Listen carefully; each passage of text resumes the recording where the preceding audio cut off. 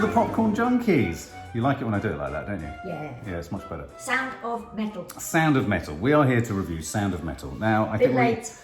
we're a little bit late. It's like Nomadland. We keep going to watch it. I tell you what, it's a weird year. It's a weird year for not being on top of new releases, because I do find that theatrical cinematic release of a film is the moment for me of when a film is kind of in the public realm. Yeah. And I think them sidling into streamers, it doesn't have the same fanfare, it doesn't have the same... It doesn't, Mark, I agree. Yeah, it doesn't have a call to action, even in reviewing them. There's not the same call to action. I agree. So you're going to head off again today. We're not going to watch Nomadland. It's going to be another week. I know. Anyway, so Sound of Metal starring Riz Ahmed. Are you a Riz Ahmed fan? The whole family is a Riz Ahmed. We are all enormous Riz Ahmed fans. How can you not be? With those great Beanie Baby eyes. I mean, he's just so amazing. Just an interest. Great actor. This is a question to you. Yes. Have you seen that film called Mowgli or something? I haven't, and I want to. I first ever came to Riz Ahmed in Shifty. That was the first you'd seen. Yeah, it was probably his second. I think it's his second film with Daniel Mays. If you haven't seen Shifty, check it out. It's Brilliant. Great. They both look very young now. If you and if I'm honest, I always got frustrated. I felt a bit frustrated for Daniel Mays that his career is obviously got a successful career, but not in quite. I always felt Daniel Mays deserved the same as Riz. Line of Duty gave them. Yeah. So I know Riz from Four Lions. He expertly handled pastiche of, terrorists. I also know him very much from Nightcrawler, in which he played the erstwhile assistant to Jake Gyllenhaal's. And also, Stubbs, he appears in, if ever you get a chance to see The Sisters Brothers and think, what the hell is this? Yeah. It's a film, a great film. I love the book. It's a great book as well. Cowboy film, but with an added edge. Yeah. And he plays the prospector guy who invents the scientist. And he's absolutely brilliant in it. And it's a brilliant cast, isn't it, working? Okay, so Sound of Metal, for anyone who doesn't know, Sound of Metal is a film about a heavy metal drummer who essentially quite suddenly, and that was something that surprised me, loses his hearing. And it then becomes a film about how he essentially manages this change. But sat alongside that, he's also in recovery. Yeah. Presumably from drugs as much as heroin, so it's also a film that is about this challenge to his sobriety and how him overcoming or not overcoming his lack of hearing interweaves with all the precepts of recovery. So it's actually quite a deep, dense film, absolutely. I'd read the sort of stuff that he was a heavy metal drummer sort of thing, crashing the trumpet and everything. Drums. And I'd read quite a lot of publicity about it, him doing publicity where he's talked about having to, and I thought this was so hysterical the way he said it, having to learn to play the drums, learn to do sign language, learn to do because American Sign Language as well, which apparently is different. Not that much. But, and then having to sort of find out about all the stuff of being in recovery, etc., etc. It was a task, basically. And so I'd read all about that, and I didn't know how it would actually translate to me. I mean, I love him. I find him so watchable, but I didn't know how all of that, which you could say it sounds a bit like one of those films that's got so many sort of things going on in it that you want to turn out all right, that you almost can't concentrate on the characters or anything. But it's not like that at all, right from the beginning. The bit where he loses his hearing is very near the beginning. So we spend most of the film with his hearing either not completely there or coming and going. We have one big set piece where the film starts and he's playing and he's with his girlfriend who he adores. Played, interestingly, by Olivia Cooke, who's a cracking actress from Thoroughbreds and Mio and the Dying Girl. Oh, for goodness sake, yeah, she's great. And then you have that little set piece, and then to establish how good he is and to establish the whole sort of thing. And then we're into the subtext, which becomes the main text. So that was a shock to me. How did you feel when because I would pre-warn people actually, I think this is a film that could trigger for some people, if you've got a fear or vulnerability around any of your senses. I found it an incredibly arresting moment when he loses his hearing. I found it, quite frankly, and I'm not exaggerating now, Stubbs, which I know I do sometimes, terrifying. Yeah, I did. That moment, and they do it so cleverly. I wanted to talk to you straight away about it because I thought, my God, it goes, and you can see, and He's playing at that point, isn't he? No, they're laying out some posters, and it's just before they go into a gig. Oh, that's right, yeah. He's in profile. I thought it was a really interesting choice of shots for the very moment it kicked in. Because we were just talking about actually a decision that I made with my short film. When you have a dramatic moment that's going to happen, you've got one of two choices. You can either sort of almost signpost it and earmark it and sort of flag it up really obviously, or, you know, almost prepare the audience for it with a shot where, you know, traditionally you would sort of have him full shot. Yes. But it wasn't even like a profile shot. The camera was kind of behind him. Yeah. And then suddenly it went. And you're told by the fact that the sound goes that what we're listening to is what he can listen to. And I thought what this film did, which is a very complicated thing to pull off, was throughout, for the rest of the film, we would dovetail between, obviously it's not a film in total silence, because loads of characters are talking in it, but he can't hear them. But it's a film that dovetails between what he hears. So we've got dovetailing audio POV. Yeah. So the point of view shifts between his, or the point of hearing, his point of view, to what's actually happening in the real world. Yeah. And I thought that was expertly handled. It was amazing. All the way through. Yeah. So you would get moments of where it was just this dull sound, and then you'd get moments of... And also moments where, what's that condition called where you hear sort of things? Tinnitus. Tinnitus, where you can hear this vague sort of screaming in the background, but nothing sensible. Absolutely. If we're that shocked, and terrifying is the word I used at that moment, he is equally shocked, and then he has to... First of all, you can tell that by his acting and by his face, he doesn't believe it. He must think it's temporary. Well, he thinks it's temporary, And then he has to explain to his girlfriend, and he has to explain to everybody. He sort of seeks help. There have been quite a few criticisms, I don't know if you've read them, who've said this whole film is not in real time and it's told too fast. You know, he finds a person who can help him, he doesn't help him, he does this, he does that, finds a place where he can go into recovery. There's too much happening that works. Well, of course it does. It's a film, so you've got to allow that. I think I would agree with that, though. Oh, would you? I think I would agree with that. I think if I had a criticism of the film, I think it was... I think this film is another one of those films which actually, its aspirations weren't what it's ended up receiving. I don't think it expected to be an Oscar-garlanded movie. Oh, that's interesting. And I don't think anyone in it would have expected... I'm not suggesting for a minute that they don't deserve it. I think he did deserve to be nominated. And Paul Raci, or Raci, or whatever... Astonishing, who's the guy at the rehab centre that he ends up going to. He's remarkable too. But I think this was a film that was, in a weird way, wasn't expecting to be sort of... poured over and examined in such excruciating detail. That's interesting you should say that. Yeah, that makes sense. And so I think those kind of quibbles around how maybe, it was a bit convenient, this rehab place. Why did she go? Why did he stay? He got over that quick.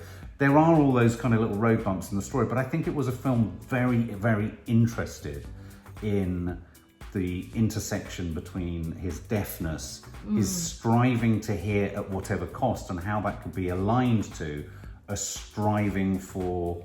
I mean, basically, this is a film about a lack of control. Yeah. And it's about powerlessness, which is what recovery is about. Yeah. And Nadia made the point that, there's that very powerful point later in the film, isn't there, where he's trying to raise the money for an operation because he thinks it might save his hearing. Yeah. This is about his ego. It's about him not going with what's actually happened to him. And I think that's what for me, was the emotional what made this very clever, this film. I was asking myself, well, I think I would have had the same desire to control this. Yeah, of course. I want to grab back what I can hear, because of course if you've had it, you want it back. Yeah. All those kind of narrative bumps, I forgave it, because I thought it was really it was examining some really hard-hitting truths about what it means to be sober of mind. I mean, there were only narrative bumps I felt, in the sense that it was all done too neatly. Yeah, it was. Too quickly. And it was quite a small film. I mean, if you think it felt like it was shot with one camera in a caravan. Yeah, and you could say, well, all this happens and blah, blah, blah. But, and one also could say, they tried to include too much sort of, they could have just done deafness, they could have just done, recovery, whatever. Why did they lump them all together? But in a way, I mean... It gives Riz more to do, in that the camera is on his face the whole time. Half the time we haven't got sound, he's acting with his face. The addict thing is so important, and there's one bit where he's talking to the guy who runs the recovery centre. Raci, I think is his name, or Raci. As Riz talks to him, and as the thing is going, the guy says, I'm talking to the addict now. And what's so clever about Riz's acting is you feel it. You felt it through the back. And what's interesting about that, guys, is that he wasn't actually taking any drugs. No, I mean, what I thought was very clever about this film was he doesn't relapse, he doesn't go back to drugs. You fear that he might.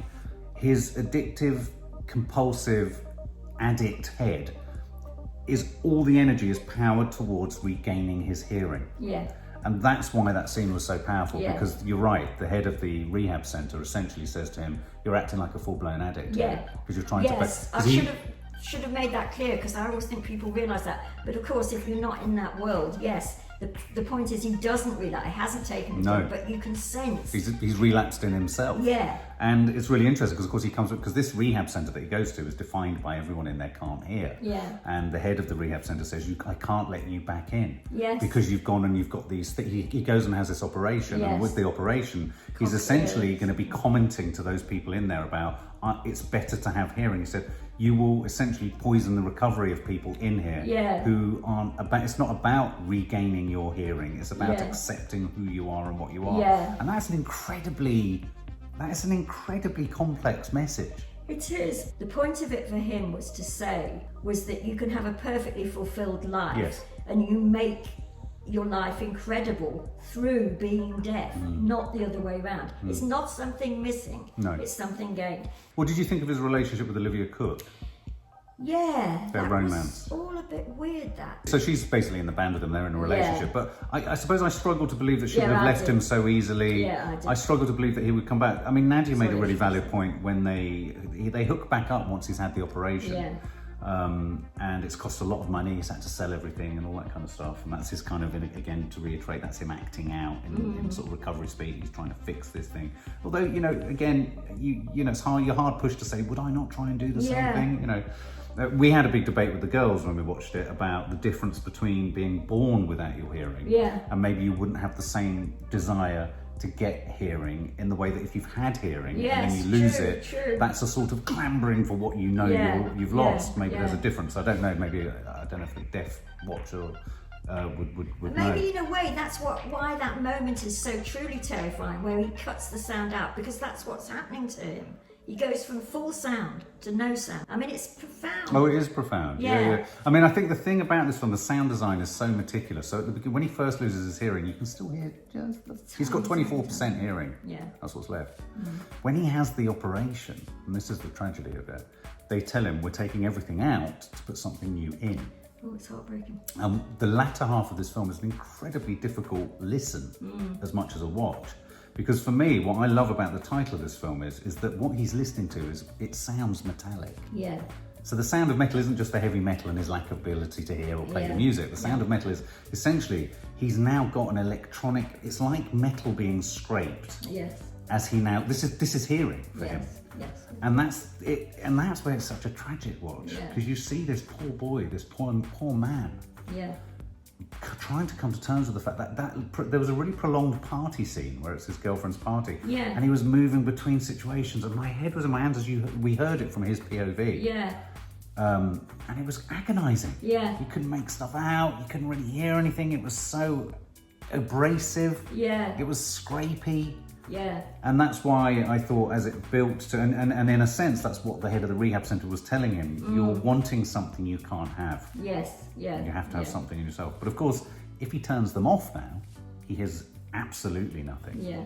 Yeah. Which leads me to that final shot. And what did you think of that final? How did you read the final moment where essentially he kind of moves through a realisation that he can't buy himself hearing again? I suppose, I suppose one has to say that at the end of that shot, he's reached acceptance. Rock bottom. Yeah, rock bottom. It's in a sense, his rock bottom is all the sound. So he sits, having essentially separated from his girlfriend. I mean, obviously, it's a spoiler review. Yeah. Nadia found that really, really emotional, the scene where he let her go. Yeah. He could see that she didn't want to. She thought that was a really special moment. Yeah. From him. I mean, he needs her in a way she doesn't need him. Precisely. And the need being. And you could feel that her father thought that too. Well, exactly. Yeah. But see, I found that last shot so moving. It was, and again, this was where Riz earned his Oscar. If you had to have one shot where he had to, it was such a powerful moment where he was looking, and you could hear the sound of the bell tower in that electronic way. And then he flicked it off, and you have that matte silence. And yet at the same time, what was so clever about it was you felt released. Yeah.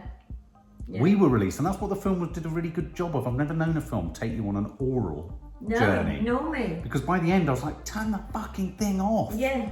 I'd rather have nothing than this. Yeah. And so to place you in his head and ears. Yeah, absolutely. I thought that was utterly heartbreaking. It was. I mean, it's an incredibly difficult feat to play. Yeah. And it works. Yeah. It works. Yeah. I mean, the sort of criticisms that one could have, like it all happens too quickly and whatever. I mean, I think up to a point are specious. I mean, it's a cautionary tale in one sense, but in the other sense, because he gives you the characters in it, she does as well, up to a point, and certainly the people in the rehab centre and the people in the... Paul Raci was amazing. Yeah. I mean, he was nominated for Best Supporting Actor. Yeah, they give you so much. Yeah.